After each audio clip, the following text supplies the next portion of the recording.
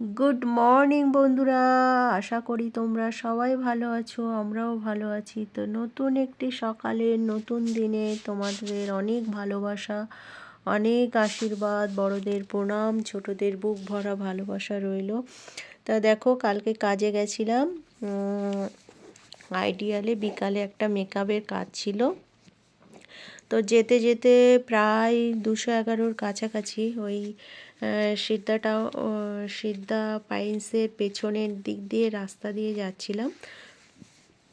তো সবজি দেখতে পেয়েছিলাম রিক্সা ভ্যানওয়ালার কাছে, সব শেষ হয়ে গেছিলো। ওই কয়েকটা জিনিস ছিল, পটল, ধনেপাতা নিয়েছিলাম 1 কাঠি, একটা গোটা আস্ত কুমড়ো, বরবটি, এগুলো পেয়েছিলাম। তো দাদাটা বলল আপনি নিন অনেক কম করে। সত্যি অনেক কম করে, ভাবলে অবাক লাগবে। সব 20 টাকা 20 টাকা করে দিয়েছিল, আর কুমড়োটা নিয়েছিল 40 টাকা, প্রায় 2.5 কিলো কুমড়ো ছিল। যাই হোক, দেখো সব কেটে বেছে গুছিয়ে রেডি করে নিয়েছি, এখন রান্না বসাবো। তো আজকে তো মঙ্গলবার, পনির দিয়ে করব পটল। আর এই যে ধনেপাতা, সে আগের দিন চাটনি করেছিলাম, তো একটু পাতা কম হয়ে গেছিলো, তা আজকে আবার একটু পাতা পেস্ট করে দেব। আর করব হচ্ছে তোমার কি যেন আর একটা রান্না করব, ভুলে যাই জানো, সব পাঁচমিশালি একটা সবজি করব। আর এই পনিরটা নিয়ে এসেছিলাম রাজারহাট থেকে, 110 টাকার পনির। দেখো কতটা পনির হয়েছে। তো বেশ ভালো। এখন সব গুছিয়ে ফেলেছি, এখন রান্না শুরু করব। 2 দিকে কড়াও বসিয়ে দিয়েছি। কি বলো তো, মেন হচ্ছে কাটা বাছা। তো এই কাটা বাছা যদি করতে রেডি থাকে, তাহলে রান্না করতে কিন্তু অনেকটাই সুবিধা। তো ওর জন্য আগে কিন্তু আমি সব যেগুলো নষ্ট হয়ে যাচ্ছে, পেকে যাচ্ছে, বা একটু হয়ে গেছে, তো তার জন্য আগে সব সেগুলো পরিষ্কার পরিচ্ছন্নভাবে আমি কেটে নিয়েছি। আর এই দেখো, একটা সুন্দর মশলা করেছিলাম, আদা জিরে বাটা, আর হচ্ছে টমেটো দিয়ে, আর একটু পোস্ত, চালমগজ দিয়ে।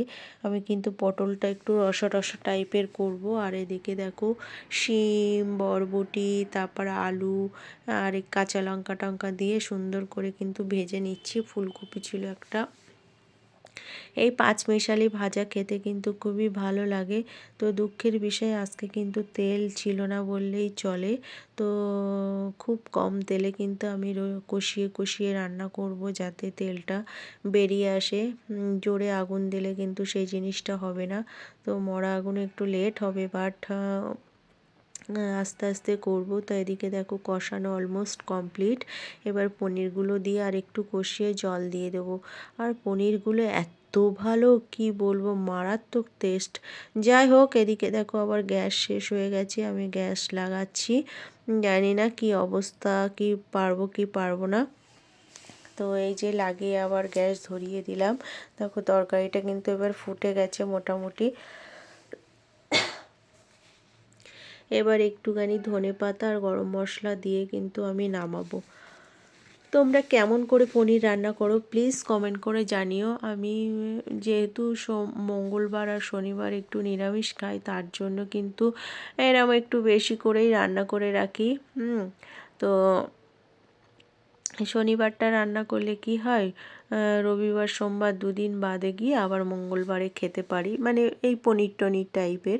আর শাক পাতা হলে তো মানে দিনের দিনেই খায়।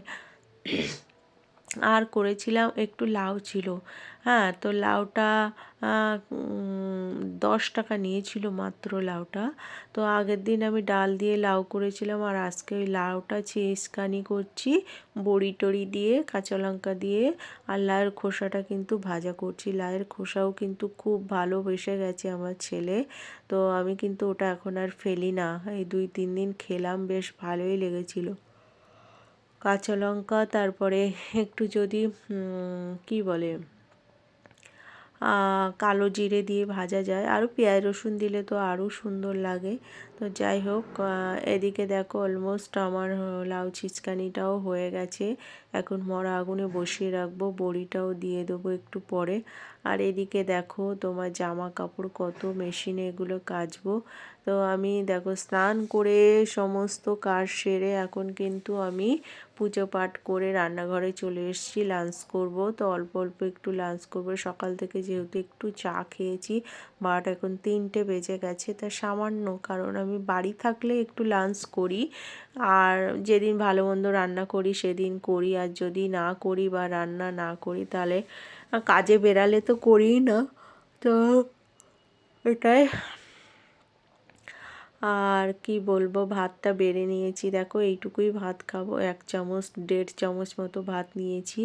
আর এই যে সব তরকারিই নেব, বাট অল্প অল্প 1 চামচ 2 চামচ করেই নেব। আর কি মানে ছেলে বলছে মা তুমি খেয়ে নাও, আমি একটু পরে খাচ্ছি। তা ছেলে আজকে খেলো না আমার সঙ্গে, আমি খেয়ে নিলাম। তো দেখো পরের দিনের সকালে আবার চলে এসেছি কাজে। এখন এটা হচ্ছে তোমার আইডিয়ালে যে গাছ লাগিয়েছে, সেই গাছে কিন্তু এখন সবে সবে ফুল ফুটছে, এখনও ফুটে উঠতে পারিনি। তো যাই হোক, এখন আমি আইডিয়ালে ঢুকছি, দেখি কতক্ষণের কাজ থাকে। তো গুড ইভিনিং, এখন দেখো সন্ধ্যা হয়ে গেছে, আমার কাজ হয়ে গেছে, এখন আমি বাড়ির দিকে যাচ্ছি। 9টা 9:30 বেজে গেছে। আজকে অনেক কাজ ছিল আমার, মেকআপের কাজ ছিল, তারপর ফেসিয়াল ওয়াক্সিং, তারপরে নানা রকম অনেক টাইপের কাজ ছিল। তারপরে কিন্তু আইডিয়াল থেকে আমি আবার গ্রিন হাইটসে চলে এসেছিলাম, সেটাও আরও রাত হয়ে গেছিলো, যেহেতু সবাই এখন বিয়ের সিজন, তো একসঙ্গে অনেকগুলো কাজ ঢুকছে, তার জন্য কিন্তু আমার একটু বাড়ি আসতে লেট হচ্ছে। যাই হোক, তার জন্যই কিন্তু আমি বেশি বেশি রান্না করে রাখি, যাতে ছেলে যখন তখন যা খুশি খেতে পারে। তো এই জন্যই আমি এখন রান্না করি। গরমকালে কিন্তু অত রান্না একসঙ্গে করি না এবং করবও না। আর যেহেতু এখন একটু নিরামিষ টিরামিষ খাওয়া হয়, তার জন্য কিন্তু ঠান্ডাও পড়ে গেছে, তাই বলে আমি মোটামুটি 2-3 দিনের রান্না করে রাখি। হ্যাঁ, মাছ হলে 2 দিনের মতো মাছটা করে রাখি, সব পনির হলে 2 দিনের মতো করে রাখি। আবার অনেকে অনেক কিছু ভেবো না বা বলো না, শুধু আমার টাইমের জন্যই কিন্তু আমি এই কাজটা করে রাখি। তো এসে গেছি বাড়িতে, এসে একটু চা খাচ্ছি। এখন রান্না বান্না মনে হয় কিছু করব না, কি দেখে আগে খেয়ে দেখি উঠছি, তাই বলে তোমাদেরকে পরে দেখাচ্ছি। যাই হোক, ভালোই লাগে বেশ। আবার দেখো আসার পথে কি কিনে নিয়ে এসেছিলাম, 211, হ্যাঁ, ওই অ্যাপেলের সামনে একটা চপের দোকান আছে। তো চপগুলো কত নেয়, 10 টাকা করে নেয় না 9 টাকা করে নেয়, বাট অপূর্ব টেস্ট হয়। কিন্তু সব দিন দেখতে পাই না, আজকে আমি দেখতে পেলাম, তাই নিয়ে এলাম। যাই হোক, এখন আমি খেয়ে একটু রেস্ট নেব, মনে হয় না রাত্রে আর রান্না বান্না করব। তোমরা কে কে চপ খেতে ভালোবাসো বলো।